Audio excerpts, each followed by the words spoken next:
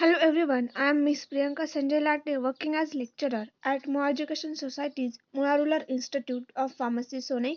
In this presentation, I am going to discuss topic that is budgeting part 2nd. This topic we will discuss for second year D Pharmacy student. Content of presentation: classification of budgets.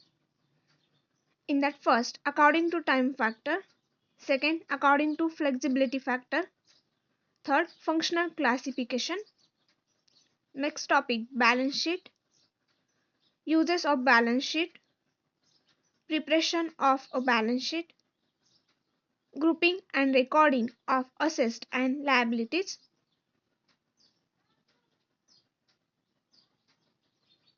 Firstly, we will discuss classifications of budgets. There are three bases of classification of budgets. First, classification according to time factor. Second, classification according to flexibility factor. Third, functional classification. Classification of budgets are classified into three ways. First one, that is according to time factor, in that long term budgets, short term budgets and current budgets. Second one, according to flexibility factors, in that first, fixed budget, second, flexible budget, third, functional classification, in that first, sale budgets, second, selling and distribution cost, third, production budget, fourth, production cost budget, fifth, purchase budget, sixth, labor cost budget, 7. Production overhead budget, 8. Capital budget, 9. Cash budget and 10. Master budget. This classification we will discuss one by one. First, classification according to time factor. In terms of the time factor, budgets are broadly classified into three types. First, long-term budgets. The budgets is mainly concerned with planning the operations of the firm over a period of 5 to 10 years. The budget is generally in the form of physical quantities. Second, short-term budgets. The budget is usually for a period of 1 or 2 years and is prepared in the form of a population of a production plan in a mandatory value. Third, current budget. A budget which is prepared for a period of month or so is known as current budget. It is adjusted to current conditions or prevailing circumstances. Second, classification according to flexibility factor. The budget can be classified into two types according to flexibility factor. In that first, fixed budget. It is a budget in which targets are rigidly fixed. Such budgets are usually prepared 1 to 3 months in advance of the year to which they pertain. This types of budget is most suited for fixed expenses which have no relations to the volume of output. A fixed budget has a very limited applications and is ineffective as a tool for cost control. Second, flexible budget. It is designed to change in accordance with the level of activity actually attained. The figures used in these types of budget are adapted to any given set of operating conditions. It is more elastic, useful and practical. Third, functional classification.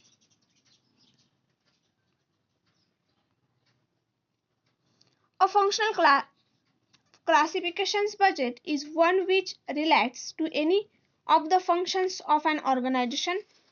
To the number of individual budget vary from firm to firm. The following are commonly used. First, Sales budget. It forecasts as to how much the business can reasonably accept to sell to its customers and at what price during the budget period. The sales estimates are prepared by the sales manager with the help of salesmen and market research personnel. The sales manager may take into account the past sales, market conditions, advertisement, campaigning, competitions, etc. While preparing the sales budget, the budget is usually prepared in quantities and then evaluated at budgeted unit price. Second, selling and distribution cost budget. This budget forecasts the cost of selling and distribution of companies' product during the budget period. It is closely connected with the sales budget because it mainly depends upon the sales manager with the cooperations of sales office manager, distribution managers and advertising manager. Third, production budget. It is usually based on the sales budget and desired inventory levels. After calculating the sales forecast, it is possible to determine the quantity of goods that may be produced to meet the sales forecast. While preparing a production budget, factors like sales of forecast, budgeted stock requirements, planned capacity, purchase of components, etc. are taken into account. Fourth, product cost budget. It shows in detail the estimated cost of carry out the production plans as per the production budget. The cost of production depends on the raw material cost, labor cost and overhead expenses which may be fixed, variable or semi-variable. Fifth, purchase budget. It is concerned with purchase for the budget period. There are several interpretations of the exact meaning of purchase budget.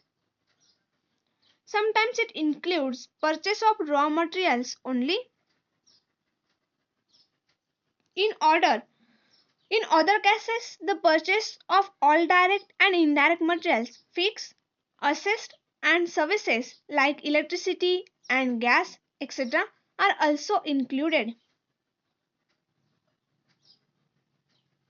The main object of making purchase budget is to formulate a plan which will allow all necessary materials and other items to be purchased at the minimum cost.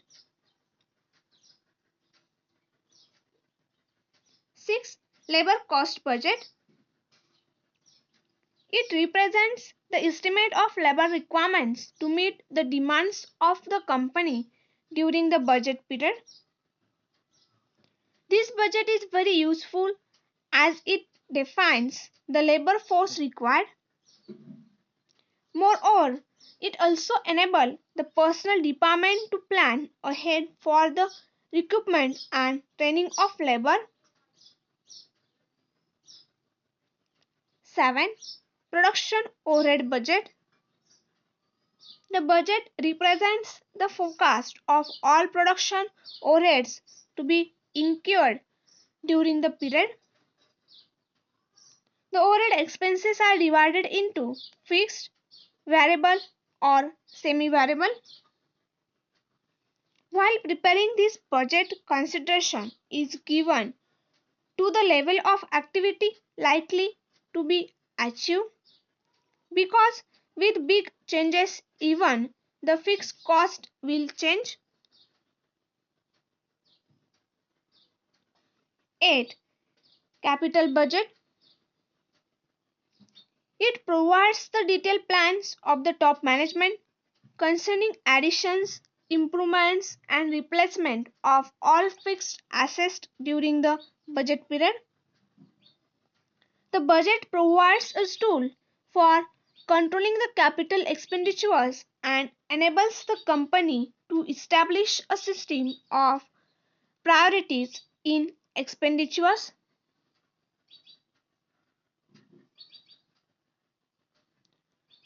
9. Cash budget.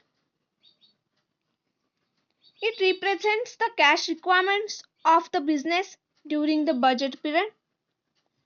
It compares the estimated cash receipts and estimated the cash disbursements of the company during the budget period. The budget is meant for coordinating and controlling the financial side of the business. It ensures that sufficient cash is available when required. If shortage of cash is expected, necessary action may be taken. If the cash becomes scarce, the management may invest or give it on loan. 10. Master budget. When the functional budgets have been completed, the budget officers will prepare a master budget.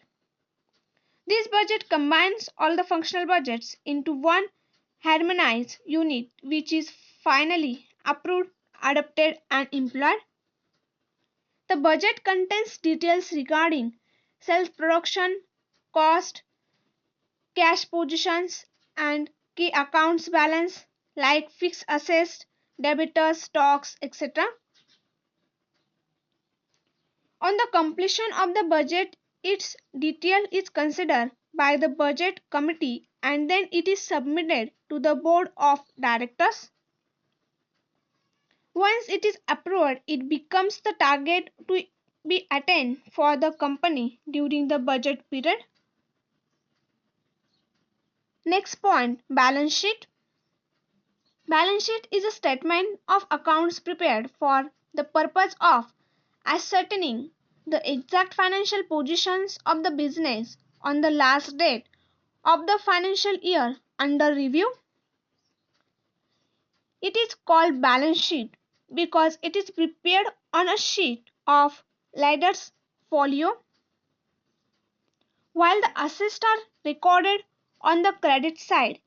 The liabilities are shown on the debit side of the balance sheet. Next point, uses of a balance sheet. First, it provides the information as to the total amount of money involved in running the business enterprise. Second, it shows the financial state of the business firm as on a particular date. Third, it gives the information regarding the nature and cost of the assets of the firm. Fourth, the information regarding nature and cost of firm's liabilities is available from a balance sheet.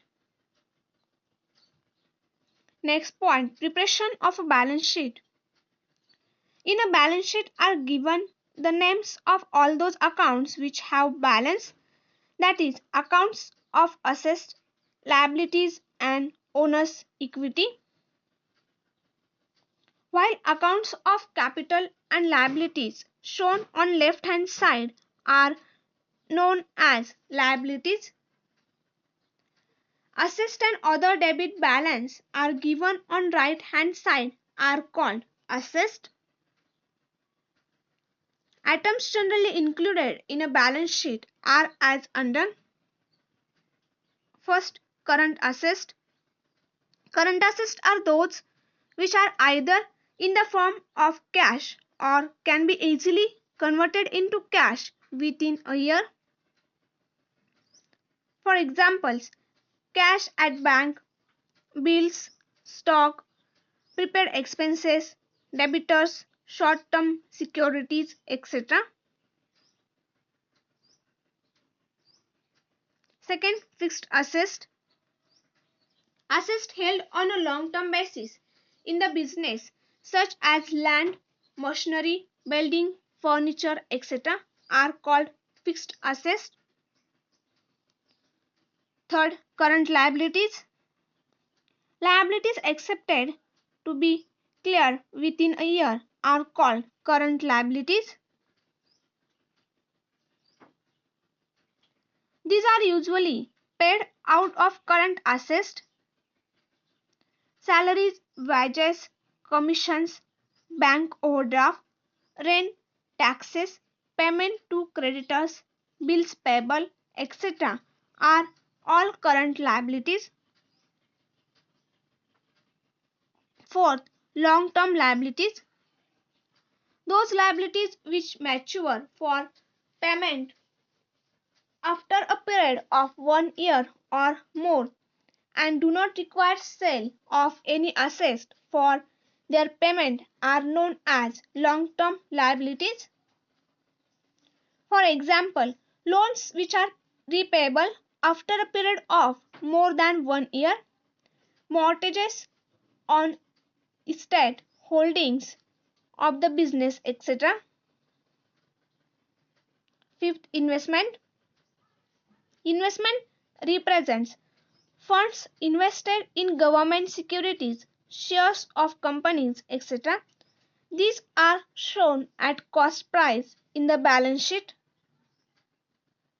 If on the date of preparation of the balance sheet the market price of an investment is lower than its cost price, this fact is brought in the balance sheet by appending a suitable note. 6. Capital. Capital is the excess of firm's assets over its liabilities. It represents the amount originally invested by the proprietor or parents or the partners, and it increased by profit and decreased by losses and drawing. 7. Drawings. Drawings are sums of money or goods withdrawn by the proprietors from the business for his personal use. Drawing by the proprietor has the effect of reducing the balance in the capital account. Therefore, the drawing account is closed by transferring its balance to his capital account.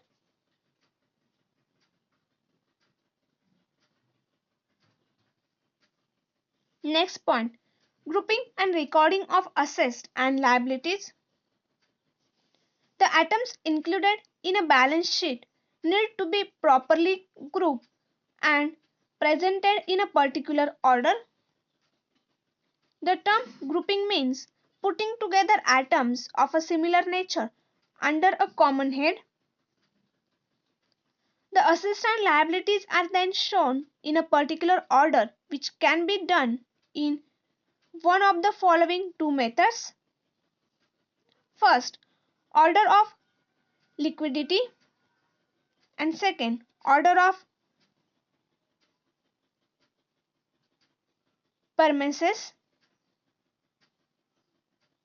First, order of liquidity. It means the order in which they can be converted into cash. For example, the most liquid asset with cash in hand is shown first and the least liquid asset with goodwill is shown at the end. Similarly, the liabilities of a business are arranged in order of urgency of their replacement, of their repayment. For example, the ones which are most urgent as regards repayment. Examples, short-term creditors are shown first and the least urgent.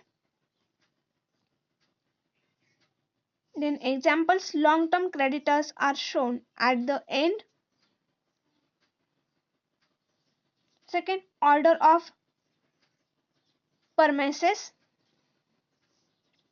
This method is exactly the reverse of the first method stated above. According to this method, the permanent assets and liabilities are shown first, followed by current assets and liabilities. The business enterprises which are run by a sole proprietor or by a group of partners generally follow the first method to marshal their balance sheets, whereas joint stock companies prepare their balance sheets in order of premises.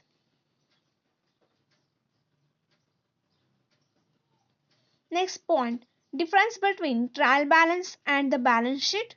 In that first point of trial balance, it is prepared to check the arithmetical accuracy of posting of transaction to the ledger, and in balance sheet it is prepared to know the financial positions of the business enterprise on a given date. Second point, a trial balance can be prepared at any time. It may be prepared at the end of a month or a quarter.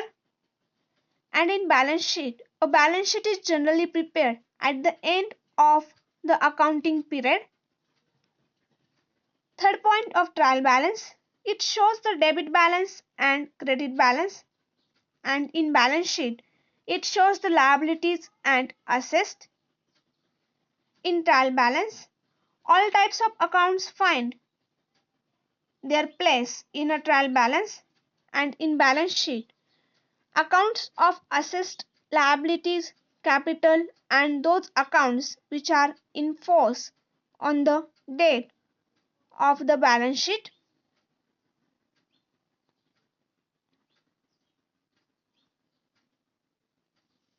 Thank you.